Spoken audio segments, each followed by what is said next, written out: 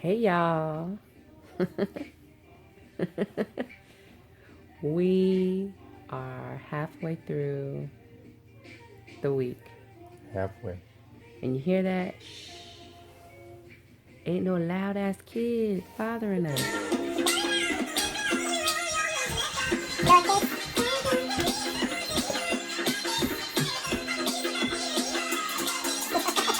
We got this dinner, made lunch, picked out clothes, and showers, baths, Prayers. Don't forget the prayers. prayers, homework, laughed a little, Kisses. kisses and Yeah, hugs. so wrap. Tie it up, put a bow on it. We're done for the day. So, anyway, we are reading The Conversation by Hill Harper. And I think on one of those things I put Harper Hill. It sounded better. It sounds right. It does. I just be making junk up. You do. I do. Stay. Yeah. So, after reading what you've read so far, what do you think? So, I've only read to chapter 1. But I said we would check in, right, with each other, and we agreed with everybody to check in around Valentine's. Yes.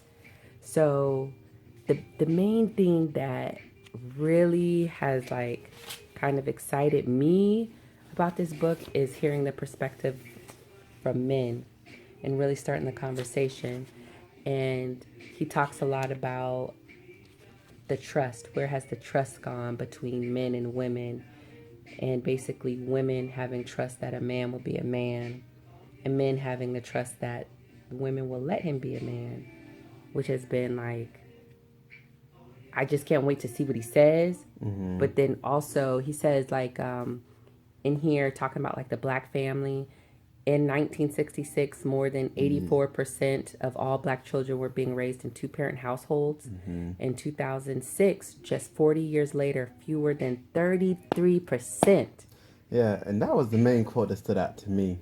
And to me, really, like how he was explaining in the book, I think that's the root of it all. Yeah. Is that we don't have the examples of what marriage looks like and what love looks like in the house, Yeah. you know? Yeah. And I think really, and it's also, I heard it referenced a lot today, even in the interview with Tyrese and Reverend Ron. Oh, yeah. It stated that when you have an example of a loving couple, and like your parents are married, the chance of you staying and being married is much greater than if it's the opposite. Yeah. You know, so.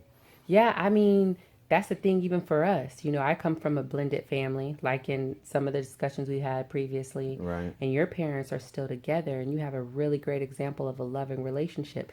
Imagine all the men that don't necessarily see that, and, you know, their fathers either left and went to prison, or they just left the house, or whatever. It just didn't work out. Or it just didn't work out. Right. You know, like my previous situation, you know? So, when you have kids that don't see that. But wait, not only that though, people don't know how to respond to positive image. It's like negativity brings out the best responses from everyone. Like you were saying, in the show that they have coming up, It's Not You, It's Men with Right. Rev Run and Tyrese. Right. When people see positive images, what do they normally say?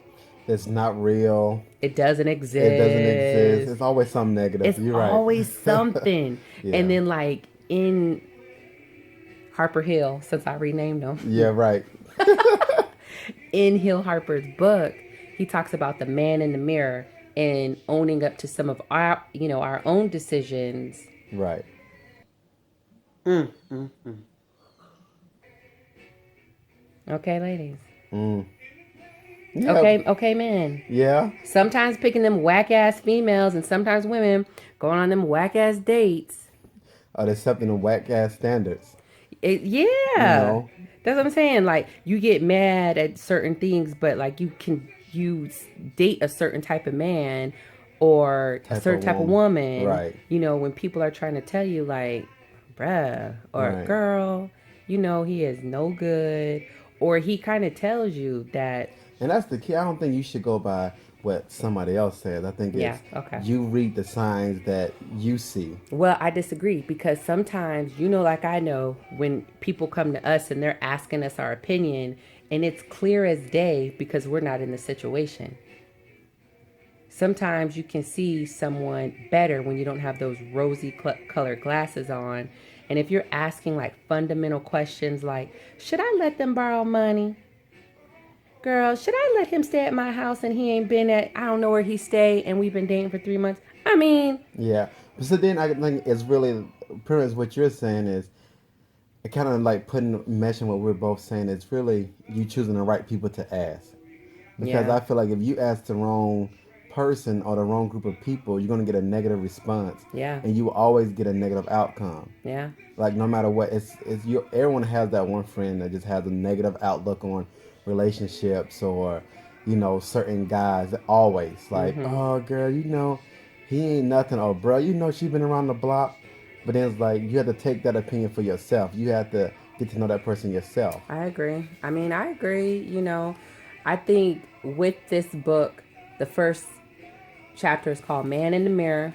Y'all have to get this It's a book. good read. It's It a is. good read. I mean, especially with, like I said, what were we talking about? Oh, the show. That show is coming out with Tyrese and Rev Run. Right. I mean, I think it's having so many perspectives and opening up this conversation.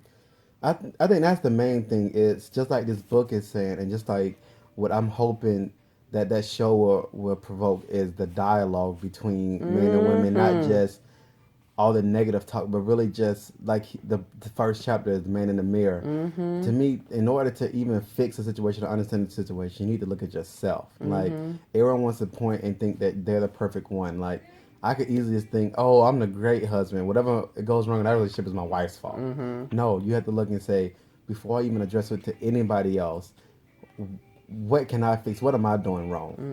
Mm-hmm. And then you can address other problems. It's like, well, even when folks tell their kids, like the kids' first thing to do is to ask you for something.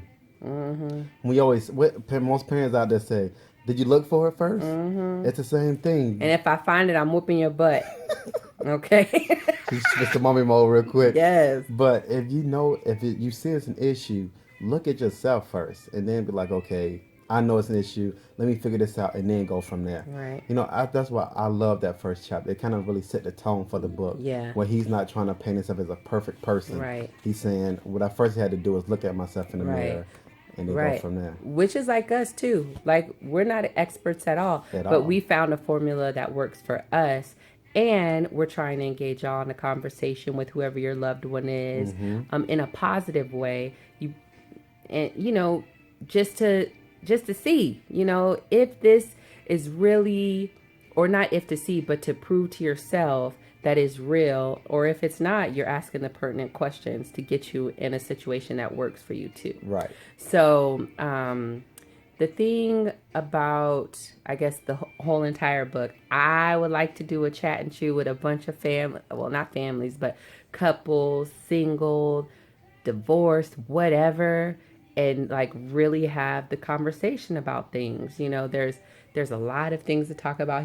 In the book he talks about women trapping men by pregnancy, talking about men being lazy or not being able to commit or not. But I definitely think the chat and chew is a great idea. Fellas, trust me, I'm like y'all, like most of y'all, I should say. I'm not that willing to share that stuff, but I think this book is good and it's healthy. That's the thing I had to get used to, knowing that it's healthy to just talk and share and express. And I think chat and chew would be a good idea. Yeah, That's a good idea, babe. I like to talk. Yeah. And I like a little wine too with my talk. And I like a little snacks too. Charcuterie, olives. All of that. So, and I like really great company, but mainly I really, really like being around like-minded people, and even people that aren't like-minded, and having us, really have a conversation to strengthen whatever our legacy is, and really to better each other Yeah. and the community we're in. Yeah. I think that different perspectives always help. Yeah, Yeah. I agree. So we just wanted to check in. Hopefully by Valentine's, Yeah. You think we'll be done? Yeah, I think so. That's in a few weeks. Yeah, it's about 3 weeks. I think we can get that done. Yeah, and as long as we keep those running running kids down like this early, we'll be good. Yeah. All right. So that's it, y'all. that's it. Thanks for having our first pillow talk. Yes, pillow talk with the forts. Bye.